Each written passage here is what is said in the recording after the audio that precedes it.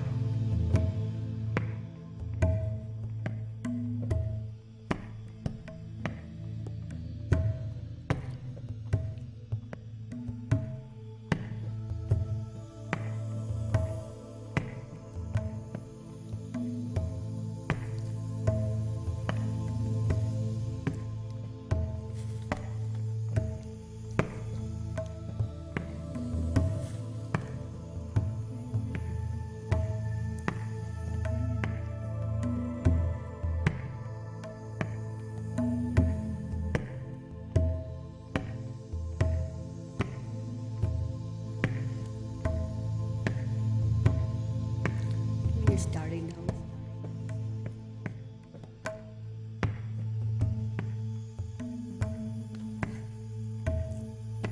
Speak, speak with the mouth of God.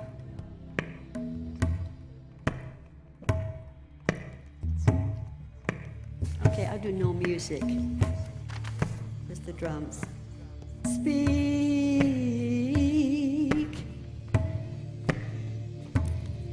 with the mouth of God. Love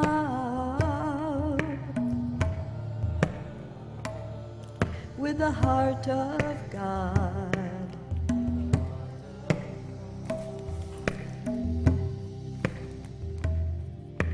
Walk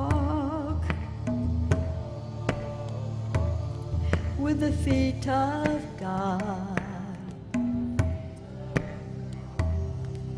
Sing with the voice of God. Live in heaven. Here and now. Live in heaven. Here and now. Heaven.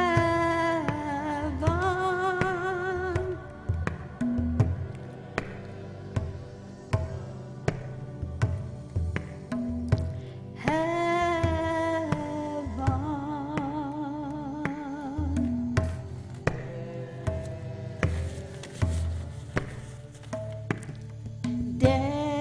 Dance with the soul of God.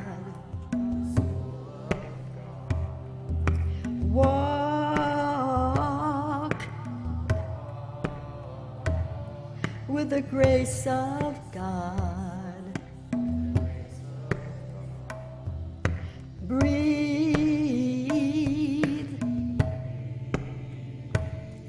with the breath of God. Think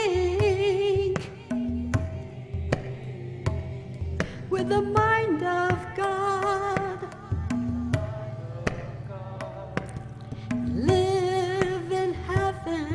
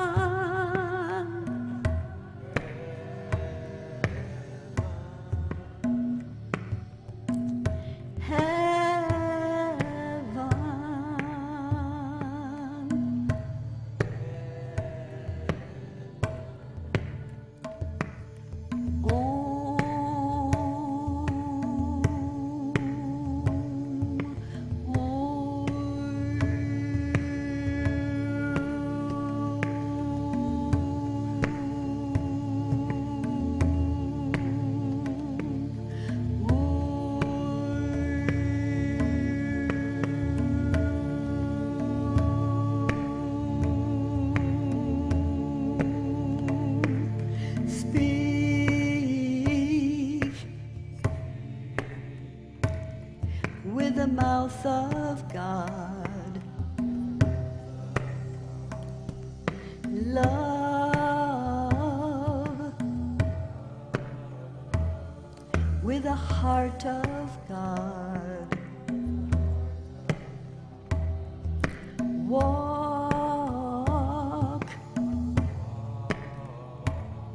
with the feet of God, sing with the voice of God, live in heaven, here and now, live in heaven,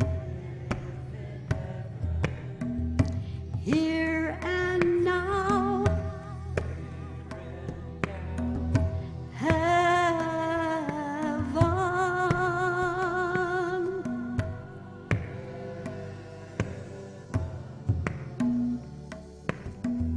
heaven.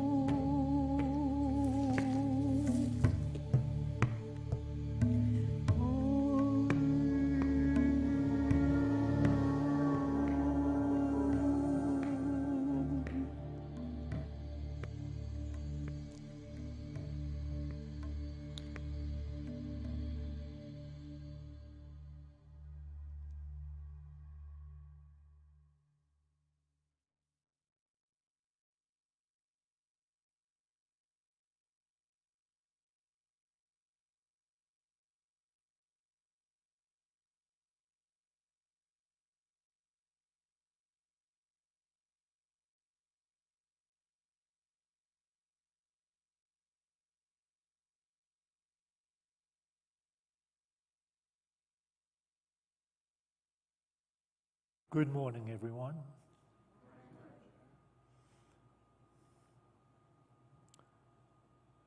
The spiritual journey entails a transformation in mind that leads to a healing awareness that is a vision that is sometimes referred to from the Eastern philosophies, Buddhism and Hinduism, as samadhi. And it is revealed to us in the many different teachings and in the many different teachings that we receive in the scripture, the Bible, and the Course in Miracles. So let's have this first PowerPoint, which is speaking to this. You can read this in the old text, page 415, in the new edition on page 446. As a person thinketh, so does he or she perceive.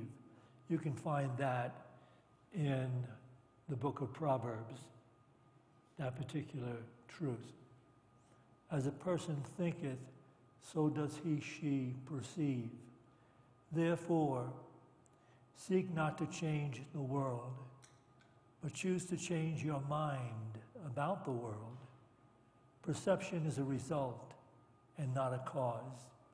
And that is why order of difficulty in miracles is meaningless.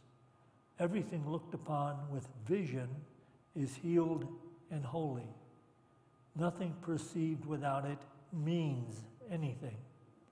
And where there is no meaning, there is chaos. Can we take this back again? Thank you.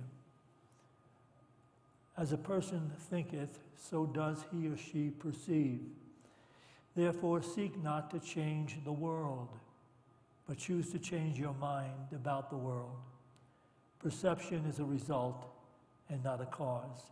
This is a very powerful line because it is the one thing that separates the spiritual journey from religion. In the spiritual journey, we begin to recognize that it is our perception that needs to be altered or purified. And while we are in a state where that is not the case, what we are thinking is projected outside of us upon the world we look upon. And so we see the conditions and circumstances out there as causing us to have to react in a certain way, quite often in a negative fashion, or to hold negative feelings and thoughts, because we're not yet awake to the fact that our perception is a cause. So that what we are thinking is causing what we are perceiving. And while that doesn't appear to be the truth in the first state of our awareness, those early stages when we're born, raised, and educated in the illusion that the world shares of separation, in that idea of life, each perceives himself or herself as a separate body with its own mind, its own separate mind. And therefore, it looks upon all the different minds and bodies and circumstances as being separate from one's self. Self being interpreted as my personality, my body, personality, self. And that is the awareness that one needs to transcend in order to begin to live in a completely different dimension, a completely different way in which you look upon everything as being sacred and part of the grand intelligence that gives us life and breath and moments of truth. So, perception is a result and not a cause. That, I just said it backwards. Perception is a result and not a cause. In other words, it comes from our thinking. The way we think determines what we perceive or how we perceive. And that is why order of difficulty in miracles is meaningless. Everything looked upon with vision is healed and holy.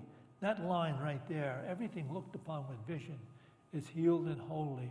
Even people that have been on the spiritual journey for a while believe that that particular statement is hyperbolic, that it is so exaggerated that it cannot be accepted as literal. But I am here to testify to you that that is literally the dimension of truth.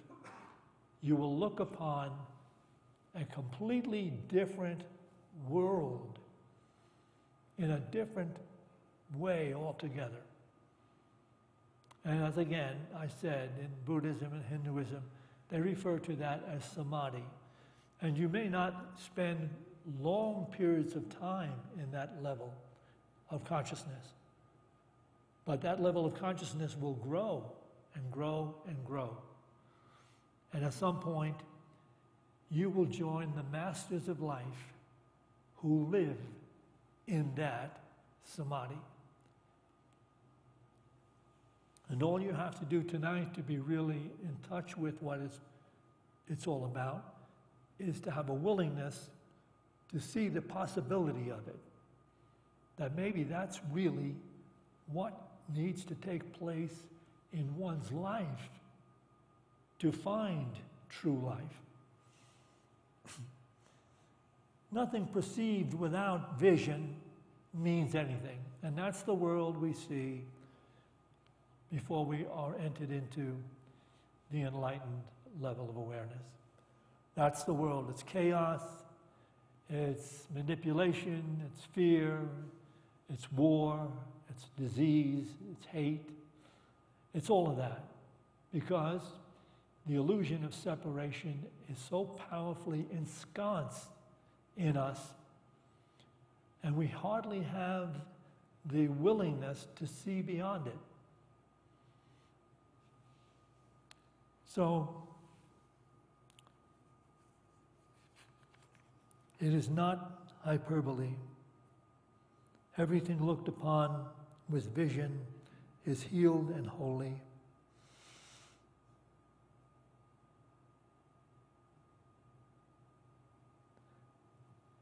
Let me share with you that on numerous occasions I have entered into samadhi and experienced life from that amazing perspective. And it occurred just recently again. On Thursday, we had put together a family gathering. We were all going to go and see my granddaughter Katya perform with her dance company at one of the dance auditoriums at CU. So we thought we'd make an entire afternoon and evening of it, that we'd drive to a restaurant, have dinner together, hang out, and then head for CU and watch the dance recital. So we gave ourselves plenty of time to enjoy each other. And we only took one car. We took Santisha's station wagon, and we put, let's say, 2, 4, 6 of us in that station wagon. And while we were driving toward the restaurant, Santisha put some original songs that her son, my grandson, Tyler, had written and produced with a friend of his on a CD at their house. And she put it on, and as soon as she put it on, I entered this beautiful, joyful awareness. To see this creation that came through this young man, he's only 17 or 18, and his friend. And from there, we went into a conversation about dreams, the dreams that people follow. His dream is to become an entertainer, a singer, and a musician. And he was sitting next to my granddaughter, my older granddaughter, it's in Arinya, and she was talking about her dream. And then it started, it affected everybody in the car. Was talking about either their dream presently or the dream that they had when they were the age of Tyler and Katya. And it just kept building my awareness of the beauty and the majesty of consciousness and God. And all of this, so beautiful. I was in this incredible state. And that went on for a while, right? All the way while we were driving, and then as we sat down to eat at Pasta J's, by the way, it just continued, and everything that took place at the table seemed like it was choreographed. And the beauty and the conversation and the consideration that people had for each other in this family was so filling. And I just was beside myself with this joy and this state of consciousness, seeing all of this. And it carried over. It didn't leave me. It stayed with me all the way for the drive to see you. We went in.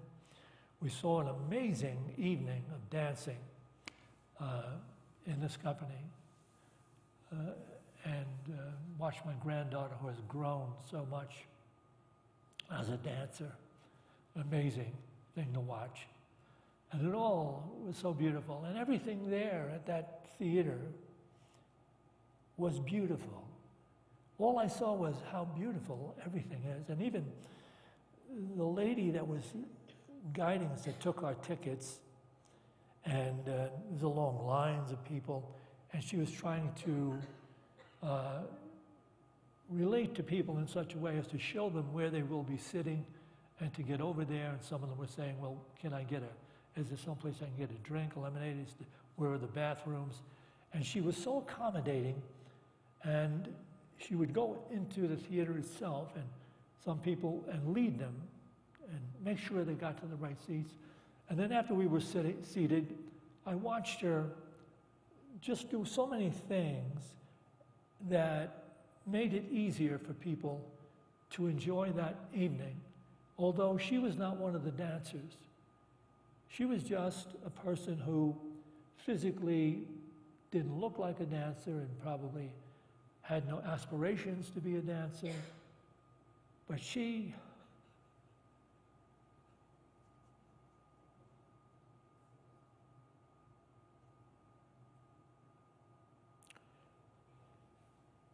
danced her life at that time. And I did shed tears just watching this whole thing.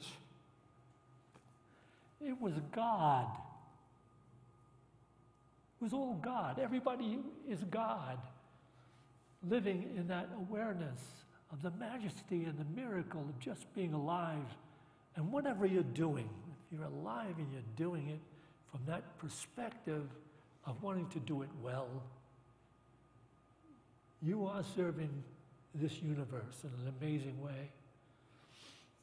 I watched her bring other people out. She brought cushions out when it was overflowing.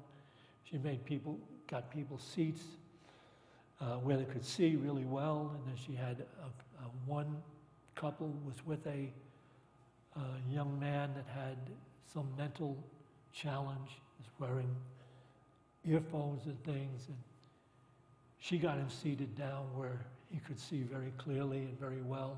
She asked a couple of people to move so there wouldn't be no one in front of them, no people in front of them. Obviously, she understood that this kid needed some special attention.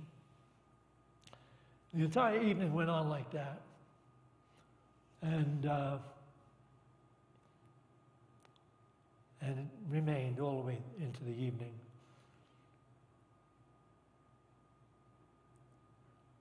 It's a very real experience, and I suspect that's the destiny of humanity. In other words, we wonder whether or not, when we're in the unenlightened state, or the initial state, it's not a bad state, it's simply the first stage of consciousness that we've grown used to, that is not, it's like the first stage of a rocket trying to get someplace. You need the second stage to fire for you to get into true life. So we wonder if humanity is evolving, because from that state, that initial state of consciousness, we see the world in what this particular passage in the Course in Miracles says is chaos. It is chaos because operating from the ego-centered idea of self only creates conflict, and the thinking that somehow or other you can either manipulate or bully or cause some kind of fear in order to get other people or other organizations to kowtow to your personal desires and dictates and demands. That's what the terrorist is trying to do. That's what the authoritarian government is trying to do. That's what a dictator is trying to do. To use fear, manipulation, concern, deceit to get his personal point of view, his idea of the way life should be, which is in accordance with his desires. And that's what we're looking at when we look at the world without vision. So, while I had all these beautiful visions, this vision, the day after, on Friday, I went to the supermarket where my enlightened friend carries on in the produce department. He has more or less renounced involvement to a small degree of involvement in the material world. So he works as a person that just works in the produce department and takes care of the produce there. But I had occasion to have conversations with him. And he said something to me. He was talking about, he still sees the world. On occasion, I see the world from that first level of awareness. But I don't stay there. I don't even hang with it. I don't even pay attention to it. But he said to me, well, the reason why the world is so distorted is because people aren't awake. Well, that's true. He said, they're all dreaming, and they don't know that they're dreaming. They're sleepwalking, and they don't know that they're sleepwalking. And I decided to take him to task. I said, well, who created people with the ability to dream? I think I rocked him a little bit. And he said, I'll get back to you on that. And then he went back to he can't talk to me very long because, he's got a job to be doing. But I think he was rocked on that particular question. I haven't seen him since I asked the question, but I remember, you see, my spiritual journey began with the Edgar Cayce readings in New York City. And we were very much involved in what Edgar Cayce advocated as personal dream interpretation. So that every Saturday, almost all day, we had groups of dream groups and prayer groups and discussion groups. And there was meditation between these different dream interpretation groups. But people were really taken in by interpreting their dreams. And that went on for a long time. And I noticed that in interpreting dreams, the group would actually talk to the person whose dream was being discussed. And quite often people would ignore an obvious insight into their personality. And in many cases, it was something that they really would benefit from knowing about themselves, because the dreams aren't often pulling any punches. You're getting from the deepest level of awareness, you're getting insight.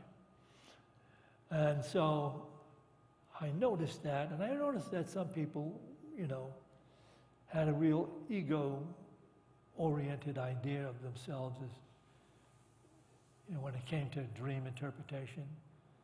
And I might have been one of them that embraced that whole ego-centered idea. I became a very, I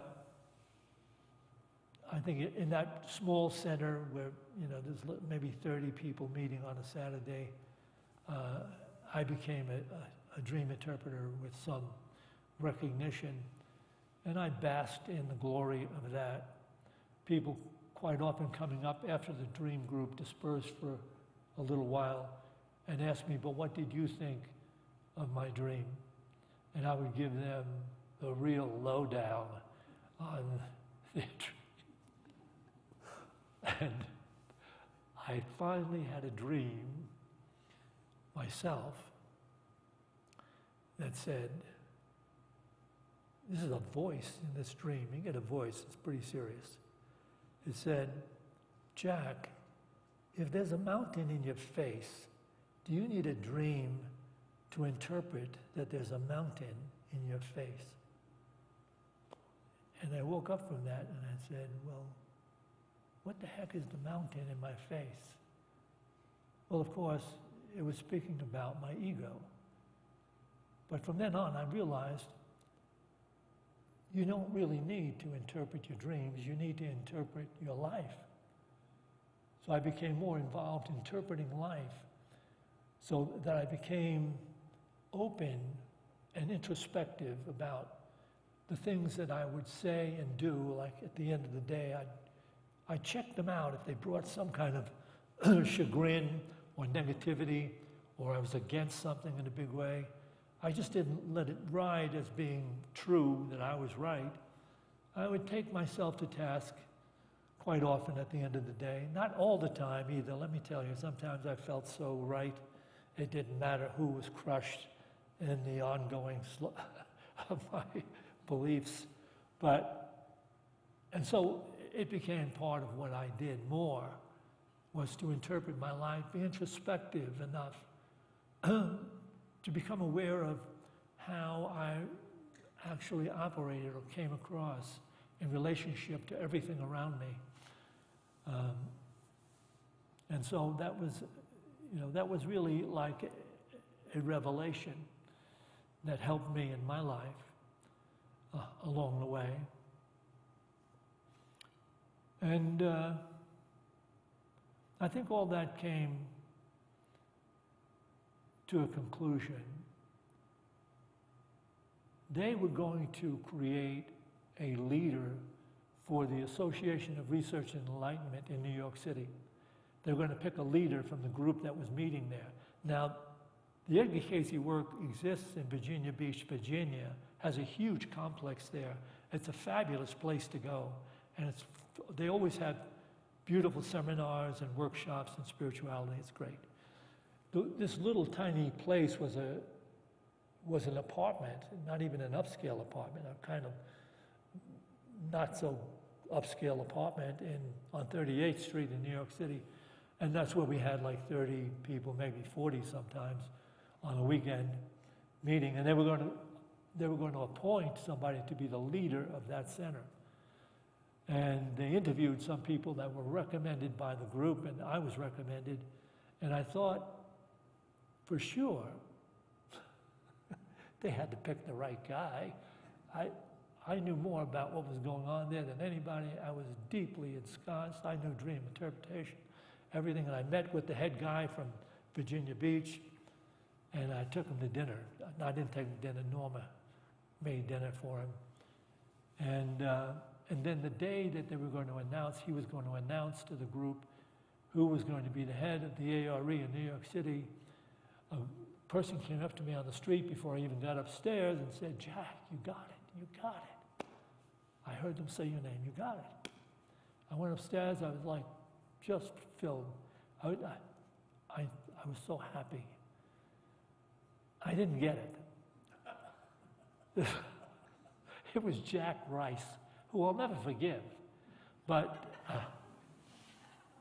Jack Rice got it. And you know, the reason why he got it, because the guy could be a male model, and I couldn't be. Work with that.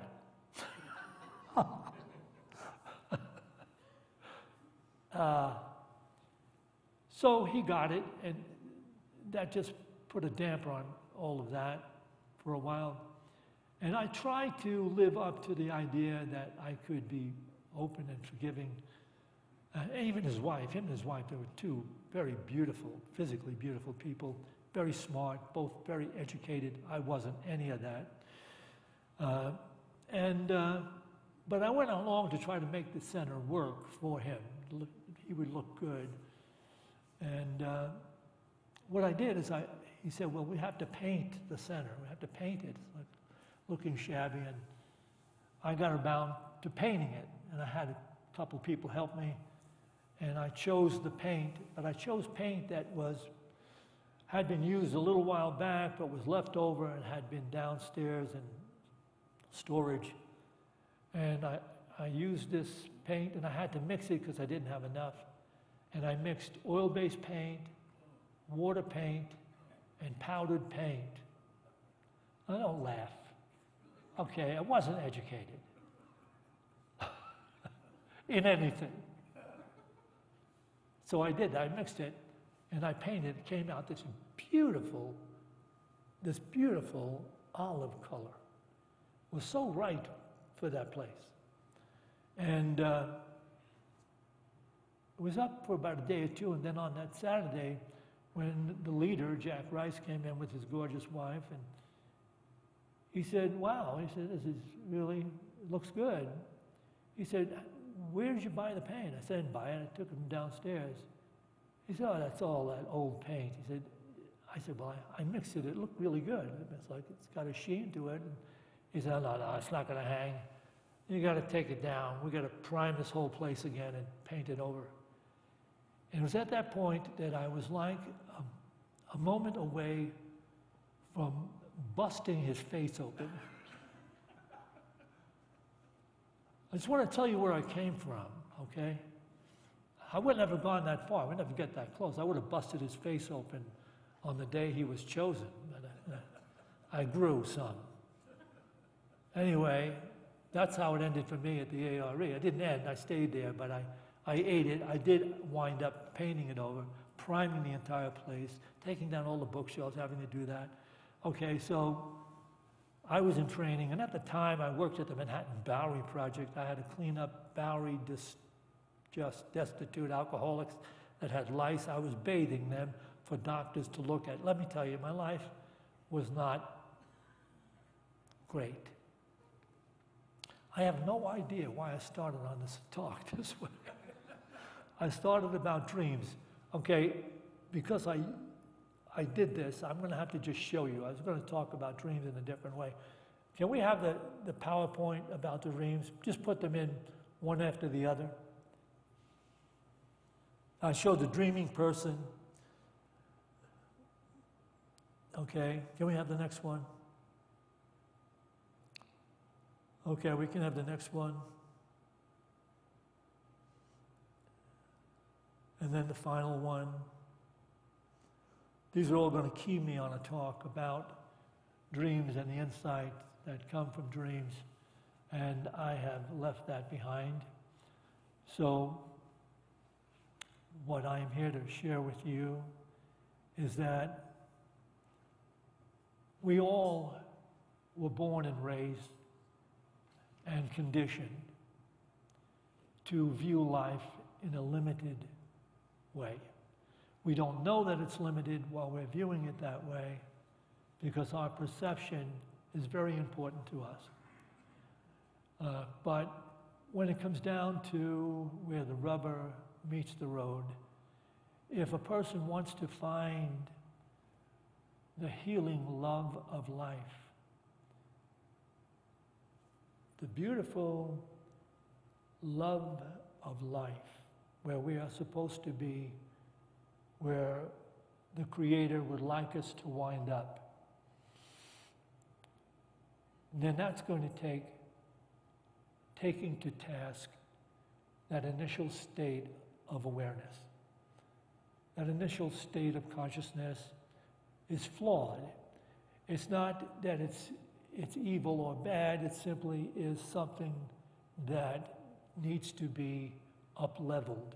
It needs to be purified of the conditions under which it was created. It was created along the way as we grew up and we took in all the different things about separation and fear and getting what you need out of life from the world and and how if you can manage to get enough money, popularity, prestige, you can get people to honor your personal desires and demands, and life will be better for you. That's not going to work. It doesn't work for anybody. Just look at all the people that seem to have gained everything the world has to offer. I mean, seriously, look at these rock stars or movie stars. If you see so many of them wind up in rehab centers or even worse conditions, it's because something inside them has still yet to grow. Their soul consciousness has yet to come forth and share with them what it means to be truly alive, to be in the miracle of creation and know it. So we're not taken away from our dreaming of the world. We are awake in the process of dreaming the world. Just that sometimes you might find yourself awake in a dream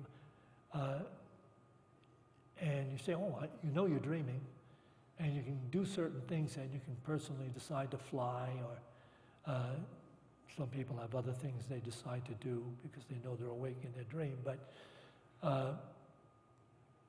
we can become awake in the dreaming of the world in which we find ourselves, so that it is set up in such a way that we feel the joy and the majesty, the compassion that the masters speak about, so that you look upon everything and everyone, even those that are living from a very limited expression of life. And some of them want to get you or insult you. It doesn't even faze you. You only have compassion. You only bestow peace, because you do what Paul said. Listen to it. It is not I who live, but God who lives through me. All right, we're going to take some time to meditate together. This is helpful. And, relaxing the incessant thinking that comes for the first level of awareness. We'll just take a couple of deep breaths. And as you release your breath, release any cares or concerns you may have brought with you. It's all really okay, no matter how far away you may be in consciousness from that divine level of awareness. It doesn't matter. All of this is part of the school of life that we are here to grow and learn in. So just take a couple of deep breaths and give yourself permission to be okay sitting here. Just allowing this moment as it unfolds.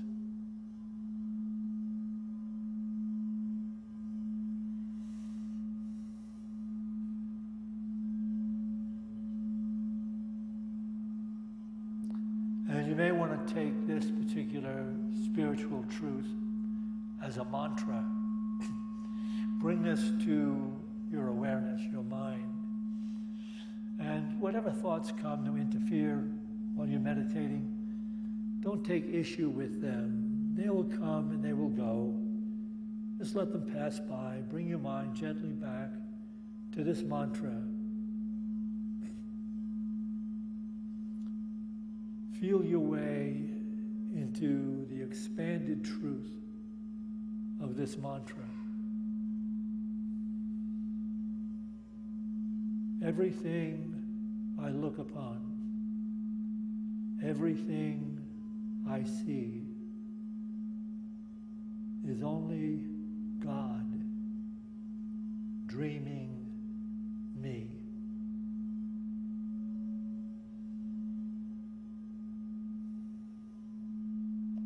Everything I look upon, everything I see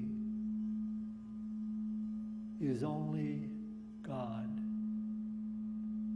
dreaming me.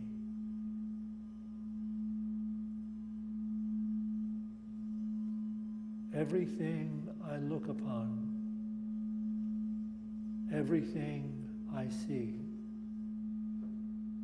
is only God dreaming me.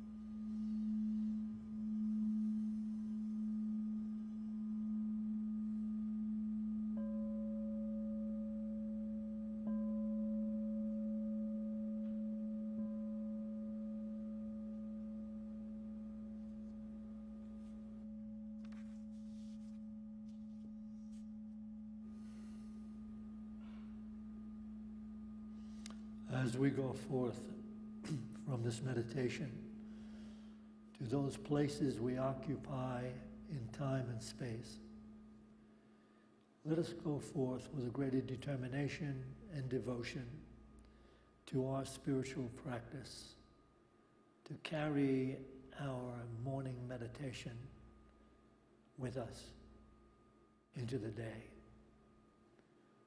For this opportunity, every day we give thanks. And to this we say, Amen.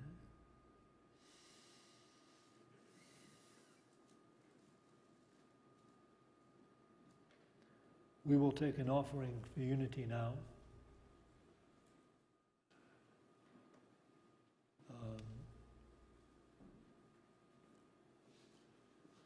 We always like to remind everybody that's driving a Lexus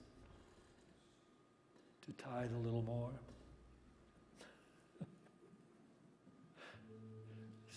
And those of you that are watching online, I know it's easy to walk away from the screen and not to think about supporting Unity of Boulder. But you're supporting the truth that brings about God's plan for divine humanity. So please, go to Venmo or PayPal, write a check to Unity of Boulder. And everyone sitting here can bring into their hands, into their minds and hearts, if they want to tithe on Venmo or PayPal. We have a QR code. If it's not on your handout, it's in the lobby. You can tithe in those ways electronically to support this particular church center. So as we bring our tithes to mind and heart, let's bless them with this offering prayer.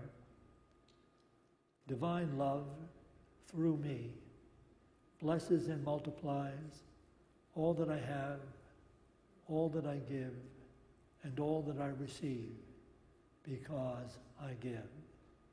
And so it is. Amen. I am thankful for each breath I take. Is a miracle of life.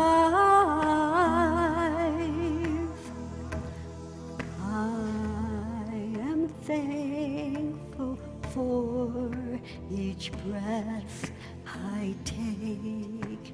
Is a miracle of life. I am thankful for each breath I take.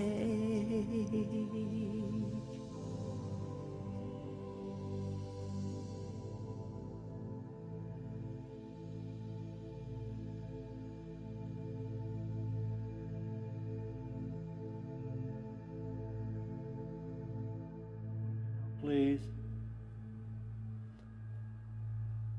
We dedicate this tithe to the will and the work of the Spirit of truth, the Spirit available to each of us, the Spirit that joins all of us. We dedicate this tithe to the victory of the Spirit of truth. Amen. So we have refreshments over in Fellowship Hall. You go through these doors to your right. And if you want to stay and chat, if you have any questions about this morning's talk or unity in general, we usually have a group form up over there, circle up the chairs. And I'll be over there in about 7 minutes once we break up here. So I'll see you all over there. Have we any other announcements? You have the golden opportunity to hang out, have some refreshments, have a discussion, and then tune in to a really insightful talk coming your way from Cintisha, who will be officiating at the 11 o'clock service. So, have a beautiful day.